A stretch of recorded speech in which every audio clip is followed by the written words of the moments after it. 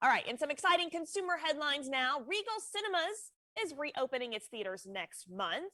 The parent company made the announcement yesterday. We're told Regal will now be able to make a profit now that capacity restrictions will expand to at least 50%. Yeah, Brian, I can't hear you. Come closer, please. Good economic move moving forward now. The reopening, by the way, going to coincide with a pair of major debuts, Godzilla versus Kong and Mortal Kombat, both of which are scheduled to come out in April. David Daniel going to have more on those later on in the show in today's Hollywood Minute. Tinder and Lyft teaming up for a new feature. Get this, if you use Tinder, you'll be able to gift your date a Lyft straight from the Tinder app. Sometimes you're like, should I pick her up? It's the first date. She might not want to be comfortable with that. Well, you can gift her a Lyft, okay? Lyft says users will still have access to in-ride safety features as well, okay? Like location sharing and requesting emergency help. Both apps request an increase in activity, though, since the pandemic started, and this new feature going to roll out in the coming months.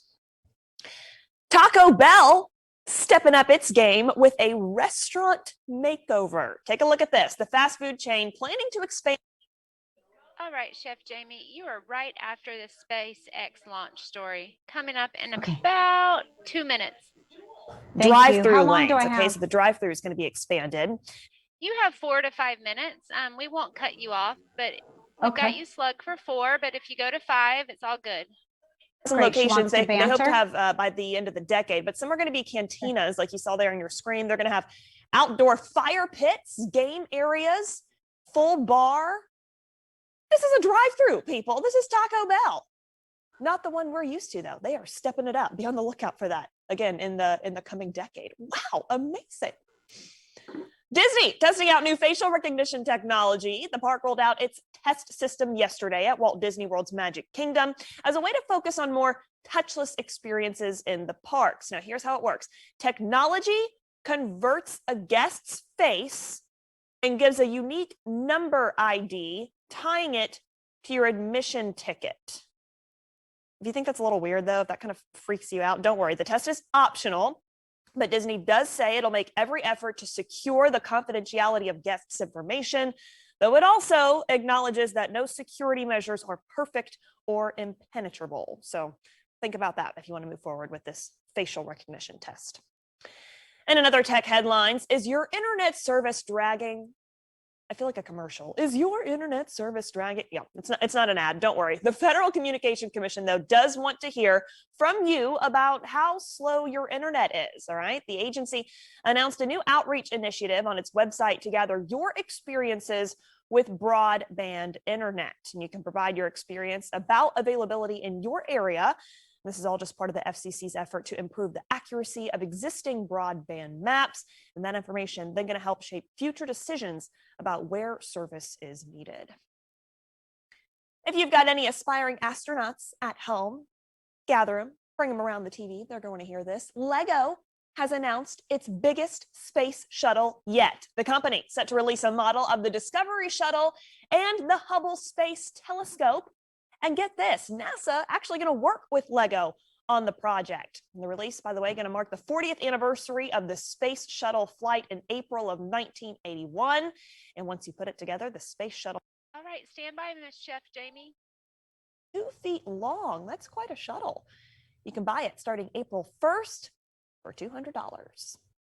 In another space news, early this morning, SpaceX launched another round of satellites into orbit. The company's Falcon 9 rocket blasted off from Cape Canaveral just before 4:30 this morning with 60 satellites on board. The fleet's going to join more than 1,000 Starlink satellites that have already been sent into orbit. This is part of the company's goal to provide internet coverage for users across the globe. Well, hard to believe, Easter is next weekend. We got Palm Sunday this weekend, right? Then Easter the following. And you might be thinking, all right, what am I going to cook? Well, never fear. We got you covered on TVL. Joining us now is Chef Jamie Gwen. She's been on Food Network, HGTV, Bravo, and more. And now she can add TVL to that list of appearances, right? Chef Jamie, thanks so much for being here today. We're so glad to have you. Thank you for having me, Peyton. My mother, so it's funny. My mother actually texted me this morning, totally unplanned. just to say like, so what are we thinking for Easter? Ham, something different maybe? And how perfect is it that we've got you on the show this morning? So it's so great. Tell us, Chef Jamie, what are some of your go-to tips for some delicious Easter recipes that you've got for us today? You've got it. Well, thank you for having me, and kudos to your mom. Her timing is brilliant. I've set out a pretty delicious spread, and I have some really fabulous food finds. So let's start with the centerpiece. Ham is a must at Easter, right? As we usher in spring. My go-to is Kentucky Legend for so many reasons. It has really fabulous flavor. It's double smoked, which any chef will tell you is essential.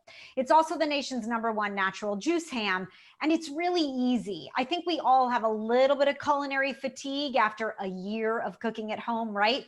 And it's just heat and eat. So a variety of sizes, different smoke flavors for every gathering. But this is what I do. I do a simple glaze on a whole ham using peach preserves. Really a wonderful way to give this sort of sweet, succulent glaze, or you could use a quarter or a half if you prefer. I actually like to add that smoky, wonderful flavor to my signature dishes and my appetizers. My favorite thing is to sear a thick slice of Kentucky Legend in a cast iron pan and throw a couple eggs in. That's like the ultimate breakfast to me. So that sounds so good. I love it. Doesn't it? Right? You definitely got your centerpiece covered. Now, when it comes to holiday appetizers, this is what I call a Muffin Pan Quiche Cup. And they've been made with Pearl's sliced California black olives. Now, the muffin pan is a great trick to making individual brunch delights, right? So if you're being conscious that everybody's eating of their own, I can eat like 1 or 2 or 8 of these, but they're made with Pearl olives because people who love olives love and trust Pearls.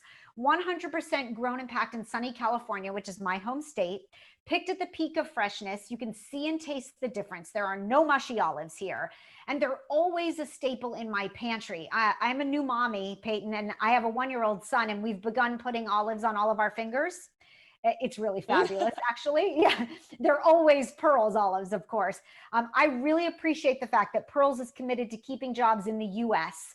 They ensure that the highest quality olives go into their cans and cups and jars. So you want to look for the sunny yellow packaging. All right, okay, we will be on the lookout for that. Yes, thank you. Now, that's got you covered on the savory side, but are you ready for some fun? I have something sweet. Oh, we got to have something. I'm a person, I have to have dessert always. So I'm the one who's like, when they're like, you want to see a dessert menu? Yes, we do. Yes. So tell us, what do we have something sweet for us? All right, you and I could definitely be friends. I'd like to have dessert first. Check out this sweet treat. So it looks like an ordinary marshmallow, right? But one bite reveals a sweet, creamy milk chocolate core. This is a stuffed puff.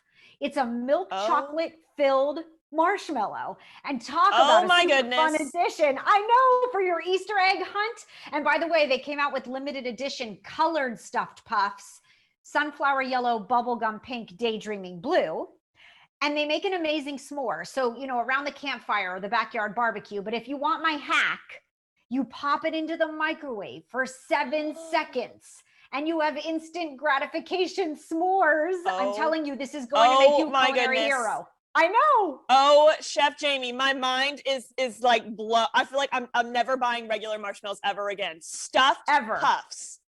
That's what we've got to get. Chef Jamie, thank you so much for coming on, sharing these great tips with us. Tell us too, where can our viewers connect with you on social media for more food inspiration?